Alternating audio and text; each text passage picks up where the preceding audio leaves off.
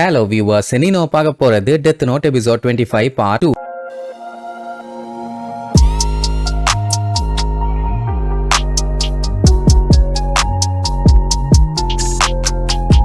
Open பண்ணா நம்ம லைட்டை காட்டுறாங்க. சும்மா சிங்க நட போட்டு வந்துகிட்டு இருக்கான். வேற ஒண்ணும் இல்ல, அவனுக்கு சந்தோஷம். ஒரு வழியா சாதிச்சிட்டோன்னு. அப்போ வெளியில பாத்தீங்கன்னா பயங்கரமான மழை வந்து பார்த்தா எல்லாம் அப்படியே மலையில நனைஞ்சுக்கிட்டு வானத்தையே பாத்துக்கிட்டு இருப்பான். என்ன ஆச்சு இவனுக்கு? பைத்தியம் புடிச்சிருச்சா? டே கிறுக்கு பாயில, அங்க என்னடா பண்ணிட்டு இருக்கேன்னு கேப்பான். அவனுக்கு மழை வேகமா பெஞ்சுக்கிட்டு இருக்கறனால ஒழுங்கா அவன் பேசுறது கேட்கல.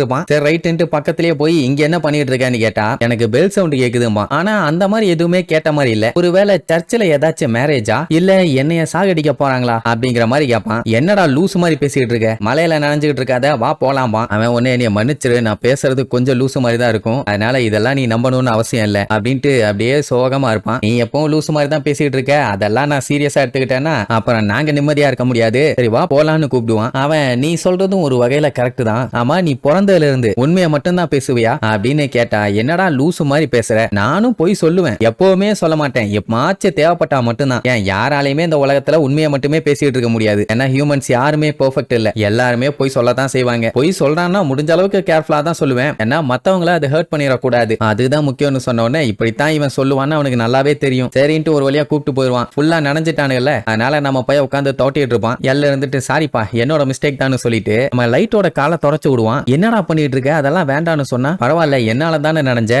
நான் உனக்கு ஹெல்ப் பண்றேன், அது மட்டும் இல்லாம மசாஜும் பண்ணி விடுறேன். சரி உனக்கு என்ன தோணுதோ பண்ணுன்னு சொல்லிட்டு அவன் கால் அமைக்கி விட இவன் அவன் தலைய தோட்டி விட ரெண்டு பேருமே நல்ல ஃப்ரெண்ட்ஸ் மாதிரி இருக்கும். என்ன கொஞ்ச நேரத்துல நம்ம எல்லாம் என்ன சொல்லுவான், கூடிய சீக்கிரத்துல நம்ம ரெண்டு பேரும் பிரிய போறோமா, என்ன சொல்ல வரான்னு கேட்க வரதுக்குள்ளேயே ஒரு போன் கால் வரும். மச்சுடாதான் சீக்கிரமா வாங்கம்மா. என்ன ஆச்சுன்ட்டு நேரா அங்க போய் பார்த்தா அப்பதான் ஒரு மேட்டரே தெரியுது. எல்லு மத்த நாடுகள் எல்லாத்துக்கிட்டையுமே அப்ரூவல் வாங்கியிருக்கான் இந்த டெத் நோட்டை யூஸ் பண்ணி பாக்குறேன்னு. சடனா தான் இதை பண்ணியிருக்கான். பட் இந்த நோட் புக் இங்க இருந்து போறதுக்குள்ள இதை எப்படியாச்சும் யூஸ் பண்ணி பார்த்தணுங்கிற மாதிரி லைட் யோசிச்சுட்டு இருக்கான். எல்லாத்துக்குமே ஷாக்கு, எல்லாம் பதறி போய் அதெல்லாம் நம்ம பண்ணக்கூடாது, ஏன்னா அந்த நோட் புக்கோட பவர் என்னன்னு நம்ம ரியலாவே பார்த்திருக்கோம். இப்ப எதுக்கு அதை யூஸ் பண்ணும், இஃப் இன் கேஸ் அதுல யார் பேரையாச்சும் எழுதிட்டாங்கன்னா அதுக்கப்புறம் அந்த நோட்டுக்கு அவங்க தான் ஓனர். அதுல இருக்க இன்ஸ்ட்ரக்ஷன் படி அடுத்த 13 நாளுக்குள்ள அவன் அடுத்த பேரை எழுதணும். அப்படி எழுதலைன்னா அவன் செத்து போயிருவான். அப்படின்னா இதனால இன்னும் நிறைய பேர்த்த கொல்லணுமான்னு கேட்டா இத பண்ணாதான் இந்த கேஸ் முடியும், அது வரைக்கும் நான் விரதா இல்ல அப்படின்னு ஒண்ணு. ரெம்முக்கு பயங்கர ஷாக்கு. அந்த டைம் இந்த பில்டிங்க பயங்கரமா ஒரு மின்னல் ஒண்ணு தாக்கும். அப்போ மொத்த பில்டிங்கும் பவர் ஆஃப் ஆகி பிளாக் அவுட் ஆகும். இதுக்கு மேல விட்டு வச்சா மீசாக்கு பஞ்சாயத்து வந்துடும்.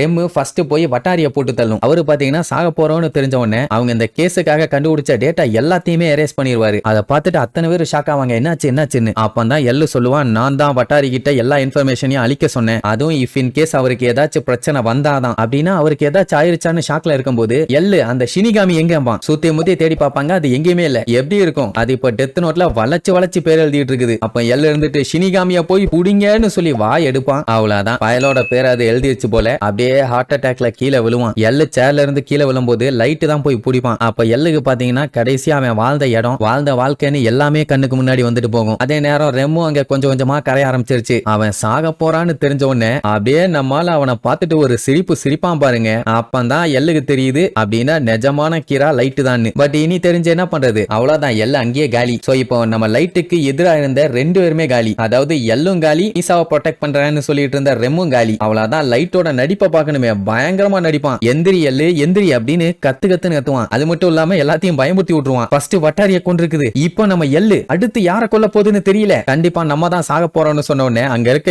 எல்லாருமே அலண்டு போயிருவாங்க. ஷினிகாமி எங்க இருக்க, ஒழுங்கா வெளியில வான்னு செம வயலண்டா கத்திட்டு இருப்பான். உடனே அது எங்க இருக்கு என்னன்னு சொல்லி அத்தனை பேருமே வளைச்சு அதை போய் தேடுவாங்க. நம்ம பையன் கரெக்டா அது கரைஞ்சு விழுந்திருக்குமே அந்த இடத்துக்கு போய் பார்ப்பான். அதோட நோட் புக் அங்க கிடக்கும். அதை எடுத்து வச்சுக்கிட்டு இங்க பாருங்க ஏதோ மண்ணு மாதிரி கிடக்குதுன்னு காட்டுவான். அத்தனை பேர் வந்து சுத்தி முத்தி பாப்பானுங்க. அவனுக்கு தான் இதை பத்தி எல்லாம் ஒண்ணும் தெரியாது. பட் லைட் இப்ப என்ன நடந்துச்சுன்னு எனக்கு தெரியல, ஆனா எல்லு சாவுக்கு காரணமான யாரையுமே நான் சும்மா விட மாட்டேன். அவன் சாவுக்கு நீதி கிடைக்கணும்னா நம்ம எப்படியாச்சும் இந்த கேஸ சால்வ் பண்ணி ஆகணும். வட்டாரியும் மத்தவங்க எல்லாத்துக்காகவுமே நம்ம போராடணும்னு உடனே மட்சுடா பதறுவான். நம்மளையும் சாகடிச்சுட்டா அப்புறம் என்ன பண்ணுவேன்னு கேட்பான். மூஞ்சல் அடிச்ச மாதிரி சொல்லிடுவான், மிஸ்டர் மட்சுடா உங்களுக்கு சாவு பயமா இருந்துச்சுன்னா இந்த இன்வெஸ்டிகேஷனை விட்டு கிளம்புங்க, இப்படிப்பட்டவங்க எங்களுக்கு தேவையில்லை, யாரெல்லாம் உயிரை கொடுக்க தயாரா இருக்காங்களோ அவங்க தான் இந்த இன்வெஸ்டிகேஷனுக்குள்ளேயே வந்தது அப்படிங்கிற மாதிரி சொன்னோன்னு ஆமா மறந்துட்டேன், நான் எல்லாத்துக்குமே தயாருமா, ஆனா அதுக்காக எல்லு மாதிரியே மூஞ்சல் அடிச்ச மாதிரி பேசாதம்பாங்க. அவன் அப்படியே அங்க இருந்து கிளம்பிடுவான். எல்லாம் என்ன என்ன நினைச்சிட்டு இருக்காங்கன்னா எள்ளு செத்துட்டான், அதாவது அவனோட ஃப்ரெண்டு செத்துட்டான்னு அவன் ஃப்ரஸ்ட்ரேட் ஆகி கோபத்துல இந்த மாதிரி பண்ணிட்டு இருக்கான்னு. பட் நம்ம பையன் நடந்து வரும்போது என்ன தெரியுமா யோசிச்சுக்கிட்டே வருவான், என் வழியில இருந்த எல்லாருமே செத்துட்டாங்க, இனிமேட்டு என்னைய தடுக்க யாருமே இல்ல, இந்த புது உலகத்தோட கடவுள் இனி நான் தான்டா அப்படின்ட்டு வில்லனாவே மாறிட்டான். ஹீரோவா இருந்தவன கடைசியில வில்லன் ஆக்கிட்டீங்களடா. என்ன எல்லாம் பொட்டுன்னு போட்டுட்டானுங்க. சரி இனி இதுக்கப்புறம் அவன் ஆசைப்பட்ட மாதிரி ஒரு கிரைம் ஃப்ரீ சொசைட்டியை உருவாக்குறானா இல்ல மறுபடியும் ஏதாச்சும் பஞ்சாயத்துல போய் மாட்ட போறானான்னு அடுத்தடுத்த எபிசோட்ல பார்க்கலாம். டாடா.